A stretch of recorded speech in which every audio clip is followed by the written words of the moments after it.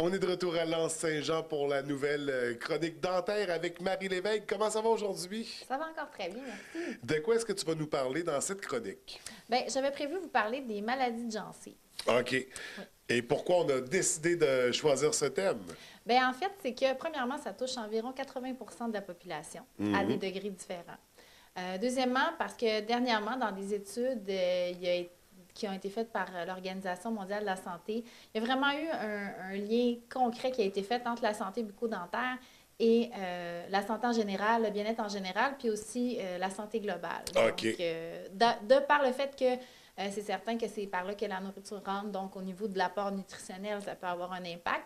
Puis aussi, il y a des maladies systémiques qui peuvent avoir des manifestations au niveau de la gencive et vice-versa, des maladies de gencive qui peuvent donner des facteurs de risque ou des facteurs aggravants à des maladies qui peuvent survenir. OK. Donc, on va explorer tout ça, mais d'abord, on parle de 80 de la population. C'est énorme, là. C'est gigantesque comme pourcentage. Qu'est-ce qui cause les maladies de gencives? Bien, en fait, la maladie de gencive qu'on appelle communément celle qui est comme la moins développée, c'est la gingivite. Oui. Quand on va vers un stade plus grave, on appelle ça la parodontite. C'est une infection bactérienne. Donc, c'est dans la plaque ou dans le tartre. Les bactéries vont produire des produits inflammatoires, des toxines. Ça va avoir un impact sur la gencive qui va avoir une réaction ou même l'os sous la gencive, l'os qui supporte la dent. Donc, c'est là qu'il va avoir une réaction inflammatoire.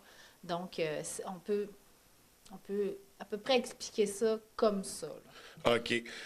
Puis au niveau des symptômes, ça va être de l'inflammation. On sait que pour la gingivite, il y a des saignements aussi quand on appuie sur la gencive. Oui, exactement. Donc, saignement, rougeur, enflure, saignement au brossage, saignement à la soie dentaire. Dans une moindre mesure, il peut y avoir, en fait, dans une plus grande mesure, il peut y avoir des mobilités dentaires qui surviennent quand c'est vraiment avancé, du déchaussement, une mauvaise haleine. Puis ça va aller jusqu'à est-ce qu'on peut finir par perdre nos dents? Oui, exactement. C'est une cause assez fréquente de perte de dents maintenant, là. OK. Donc, c'est pour ça qu'il faut prendre en charge nos patients. Puis, la façon de prévenir ce genre de maladie de gencive-là, bien, c'est certain que c'est d'avoir un dépistage qui est précoce, donc de venir chez le dentiste, puis après ça, de suivre un protocole qui est minutieux à la maison et aussi de faire ces nettoyages selon la recommandation du dentiste, dans le fond, là. Parce que Qui nous voit. 80 de la population, c'est pratiquement n'importe qui peut Ouais. être atteint par une maladie de la gencive. Justement, on parlait qu'est-ce qui peut causer ça, mais est-ce qu'il y a des gens qui vont être plus à risque? Oui, bien en fait, c'est sûr qu'il y a des facteurs de risque comme le tabac, l'alcool. Certains médicaments aussi peuvent donner des problématiques comme ça. Le diabète, l'ostéoporose. Il peut y avoir le stress aussi qui joue sur la Ouais. condition immunitaire. Et donc, il y a plusieurs facteurs de risque qu'il faut évaluer avec le patient pour voir si cette personne-là C'est ça. est à risque ou pas, là. Mais on se doute qu'à 80 de cas, les facteurs sont élevés et nombreux et très diversifiés. Exactement. Pour quelqu'un qui est atteint d'une maladie de la gencive, les traitements qu'il va devoir suivre. Bien, en fait, ça dépend de son cas. Donc, c'est vraiment avec le dentiste qu'il faut évaluer ça. Souvent, c'est des nettoyages qui sont plus réguliers selon le développement de la maladie. Ouais. Au stade précoce, quand c'est juste la gingivite, bien, on peut faire des nettoyages aux 6 mois puis penser qu'on a un bon contrôle à la maison. Ouais, Donc, ouais. ça, avec ça, on est bien. Mais quand c'est plus avancé, la maladie, une fois qu'elle est installée puis qu'elle a atteint l'os, lui, la réaction qu'il a, c'est de se résorber et de se détruire. Oui. Ce qui est détruit ne revient pas. Donc, la maladie, on ne la guérit pas, on la stabilise. OK, donc faut pas empirer. Donc, les rendez-vous deviennent plus fréquents, j'imagine? Exactement, exactement. Il y a toutes sortes d'autres traitements qu'on peut parler, mais c'est à voir avec le dentiste, là. Il y a des curetages, des greffes, toutes sortes de traitements qui peuvent être faits, des antibiotiques, mais ça, c'est selon le cas, là. Et là, on parlait de complications en début de chronique. Quelqu'un qui ne traite pas sa maladie de gencive, qu'est-ce que ça peut entraîner à long terme? Bien, en fait, c'est qu'il y a eu des études récentes qui ont prouvé le risque des maladies de gencives versus faire des ACV. Donc, les gens qui ont ce genre de maladie-là peuvent avoir 2 fois plus de chances de faire des AVC que la moyenne des gens.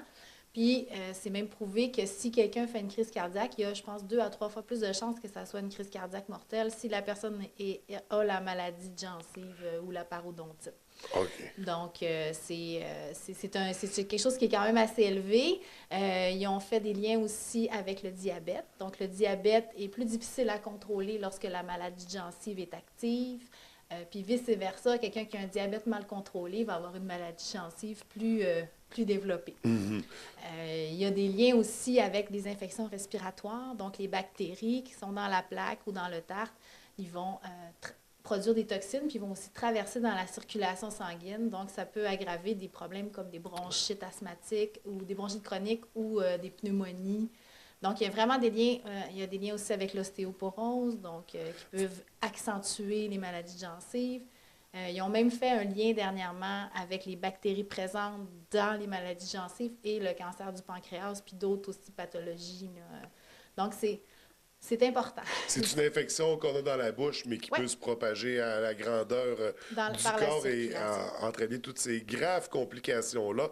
Donc, d'où Ben, l'importance en fait, d'intervenir. ça n'entraîne pas les complications, c'est que ça va Oui, aggraver une oui, situation pardon. qui existe déjà. C'est Je juste pour être m'excuse, sûr. je me suis mal exprimé, Il n'y a pas de mais d'où problème. l'importance de consulter et d'avoir un suivi régulier, justement, pour surveiller ça de très près. 80% de la population, c'est énorme. Et Oui. en terminant, là, qu'est-ce qu'on voulait rajouter? Ben, en fait, n'hésitez pas à aller voir votre dentiste si vous avez des doutes. Puis c'est sûr que si ça fait longtemps que vous êtes allé, ben ça peut être aussi un des facteurs de risque qui Ouais, peut faire ouais, ouais. survenir la maladie gencive. Donc, c'est important de venir nous voir aussi, ceux qui veulent. Donc, à la clinique dentaire Lévesque, on prend bien soin de nos patients à ce sujet. Avec toute l'équipe chaleureuse et Oui, accueillante qu'on connaît très bien.